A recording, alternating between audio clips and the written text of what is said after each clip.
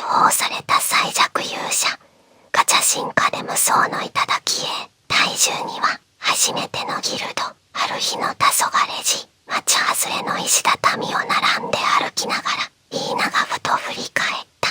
彼女の尻尾が軽やかに揺れ、茜色の空に映える。そういえばユーマ、あんたのレベルっていくつなの？イーナの何気ない問いかけに、ユーマは思わず足を止めた。石畳に長い影が落ちる。レベル、吹き返した声は、自分でも驚くほど間抜けだった。レベル、あまりにも聞き慣れた言葉だった。前世でのゲーム、アニメ、漫画、そこで繰り返し目にしてきた概念。しかし、この世界に転生してから、ユーマは一度もその存在について考えたことがなかった。力は訓練や経験で身につくものだと思っていたし、実際に進化の力を使うことで強くなってきた。だが、この世界では、それを数値化する仕組みがあるのだという。まさか知らないのを、イーナが首をかしげる。彼女の橙色の髪が夕日を受けて淡く光った。ユーマは苦笑し、後頭部をかいた。いや、その知識としては知ってるさ。けど、本当にあるのかっていうか、不思議な普通。真っ先に調べるものだよ。イーナは軽やかに笑い、石畳を先に進む。ユーマはその背中を追いかけながら、胸の奥に奇妙なざわつきを覚えていた。俺のレベル、一体どれくらいなんだ。イーナはユーマを覗く込むようにして髪を揺らした。本当に知らないんだね。冒険者なら最初に確認するのが当たり前なのに、微笑するユーマにイーナは小さく首を振った。まあ数字で測るのが全てじゃないけど、目安にはなるよ。ギルドに行けばすぐにわかるから。彼女の調子は軽いが、その瞳は真剣だった。ギルドは町の中心に構える大きな石造りの建物だった。重厚な扉を押し上げると、喧騒と酒の匂いが一気に押し寄せる。鎧姿の戦士たちが大声で笑い合い、魔術師が依頼書に目を通し、受付前には列ができていた。こっちだよ。イーナが迷いなくカウンターへ向かう。ユーマは彼女の背に続いた。受付の女性は無表情に業務をこなしている様子で、イーナの説明を聞くと、黒曜石のように光沢のある板を差し出した。ここに手を置いて、魔力を少し流してください。ユーマは指示通りに手を置く。冷たい感触。次の瞬間、板の表面に光が走り、青白い文字が浮かび上がった。冒険者名ユーマ、レベル18。固有技能進化の権能。戦闘傾向適応型中距離対応。18。数値を見た瞬間、ユーマは息を飲んだ。もっと高いのではと思っていた。シグルドを退けた自分なら、きっとよくわからないが30とか、それ以上とか。だが、現実はそれほどでもなかった。その時、受付の女性の手がぷたりと止まる。淡々とした態度を崩さなかった彼女の瞳が、一瞬、大くく見開かれた。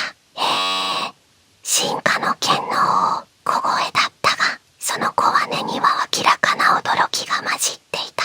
周囲にとこえないよう口元を押さえつつも、視線はユーマのステータスから離れない。この技能記録上、確認された例がほとんど見られません。伝承では、家古書では、限られた存在にしか用えないはずで、勇者のような特別なあ。彼女の声は震えていた。周囲に気づかれぬよう言葉を切り、深呼吸をふとつ、表情を取り繕い、無理やり事務的な顔に戻る。伝説では、大陸を変えた者たちが、ごく稀に、この力を、受付上のつぶやきは、それとも敬意ともつかぬ響きを帯びていた。ユーマはぎょっとして遮るように慌てて首を振る。ああ、いやいや、そんな大層なもんじゃないですって。ただ、ちょっとアイテムが便利になるくらいの、ほら、地味なスキルなんで、力で任せを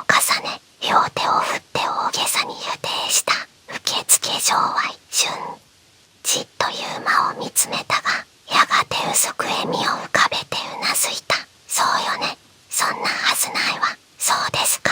ご本人がそうおっしゃるなら。はははは。失礼しました。得意な日の大持ちのようですね。受付嬢の言葉にユーマは一瞬好奇心をそそられ、詳しく尋ねようとしたが、その前にリーナが身を乗り出し、キラキラした目で割り込んできた。へえ、18か。納得したにゃ。納得。普通。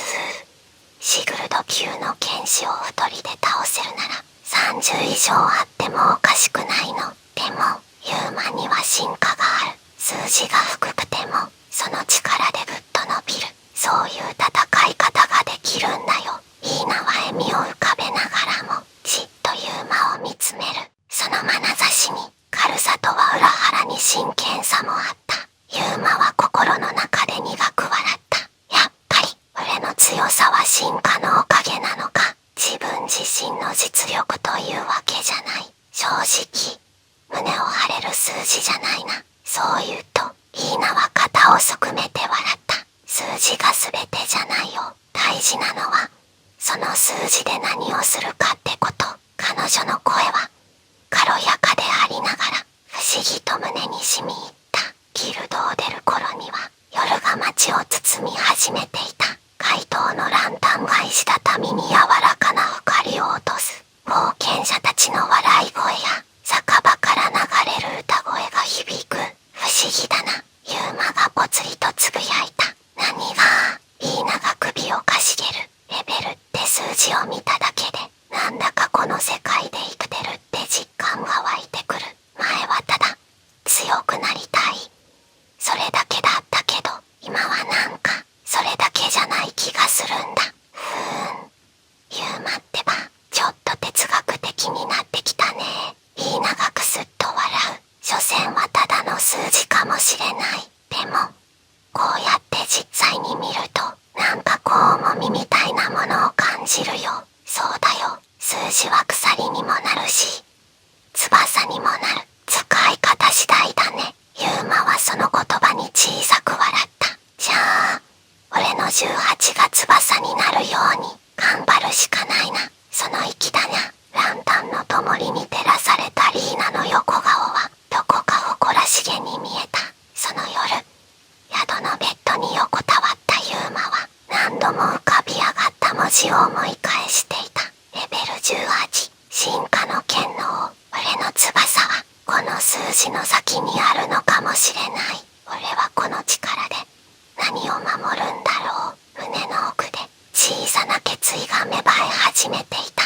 夜風に揺れるランタンの光が静かに部屋を照らしていた。数週間後、冒険者ギルドの広間は昼下がりの喧騒に包まれていた。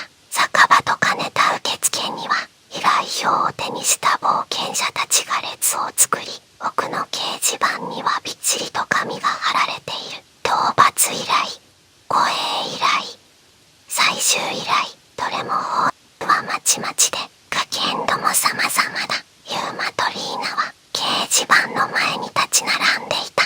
どれにする？リーナが首をかしげながら紙を眺める。もうすでに二人は数々の依頼をこなしてきていた。最初は単純な薬草採取や村への荷物運びから始め、徐々にゴブリンや小型の魔獣討伐へとステップアップしていた。二人の連携も日に日に磨かれ、ユーマの鋭い槍さばき、リーナの素早い動き、そして猫耳族ならではの鋭い動物的な感を生かした戦術でどの依頼も危なげなくクリアしてきた。今では互いの呼吸を読み合い、軽口をはたくつつも任務を効率よくこなすまでになっていた。ユーマは腕を組んだままじっと一枚の依頼表に目を留める。灰切りのホラの調査魔獣討伐、依頼主冒険者ギルド、報酬銀貨20枚。灰切りのホラー、イーナが小さくつぶやく。ユーマはうなずいた。町の谷あるいは山の洞窟だ。以前から小型の魔獣が出るって話だったが、最近は被害が増えてるらしい。ギルドが討伐と調査を同時に依頼してるんだろうな。イーナの瞳がわずかに揺れた。なるほど。でも噂じゃあそこ名ビューみたいに入り組んでるって